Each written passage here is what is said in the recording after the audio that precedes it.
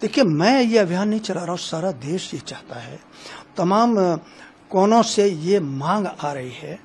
और हमारे सम्मानीय राष्ट्रीय स्वयंसेवक संघ के सरसंघ चालक जी ने भी भारत शब्द के लिए उन्होंने अपील किया है कि देश के लोगों को भारत शब्द बोलना चाहिए, दूसरा कोई शब्द नहीं बोलना चाहिए। भारत, इस देश का जो नाम है वो भारत है, दूसरा कोई नाम नहीं। और दूसरे, भारत में जो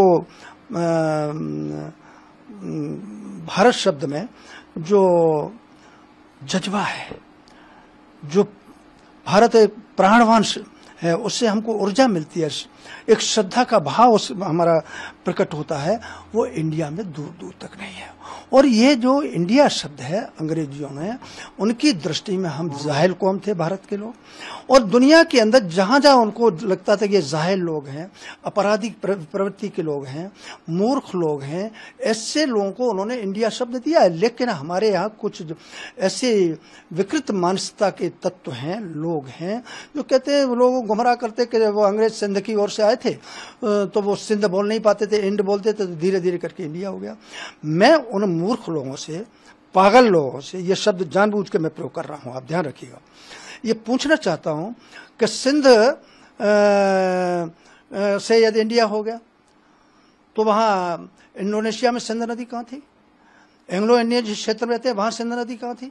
तमाम ऐसे देश हैं जिसके अंदर इंड शब्द लगा, वहां कहां थी? तो ये इंडिया शब्द एक अंग्रेजों के द्वारा दी हुई हमारे लिए गाली है, इसलिए इंडिया शब्द जाना चाहिए। भारत शब्द जो है हमारी सांस्कृतिक पृष्ठभूमि का, सांस्कृतिक संपदा का, सांस्कृतिक हमारी पहचान का एक प्रतीक है, इसलिए होना चाहिए, इसलिए भारत होना चाहिए। और दूसरे, माननीय प्रधानमंत्री जी ने स्वयं ये अनेक बार कहा है कि जितने भी गुलामी की प्रतीक हैं, दासता के प्रतीक हैं, वो सब भारत भूमि से जाना चाहिए। उसी कड़ी में मेरा ये मत है कि संविधान में संशोधन करना चाहिए और उसमें भारत शब्द जोड़ना चाहिए। और अंत में मैं वेदों के एक श्लोक है, उसको बोलना चाहूंगा। उसमें लिखा है स्पष्ट तौर से, उत्तरंग यत् समुद्रस्य हिमाद्रश्चैव दक्षिणम वर्ष तद भारत नाम भारती यत्र संततः। अर्थात समुद्र के उत्तर में हिमालय है और हिमालय के दक्षिण में जो भूमि है उसका नाम भारत है। यहाँ की प्रजा को भारतीय प्रजा कहते हैं।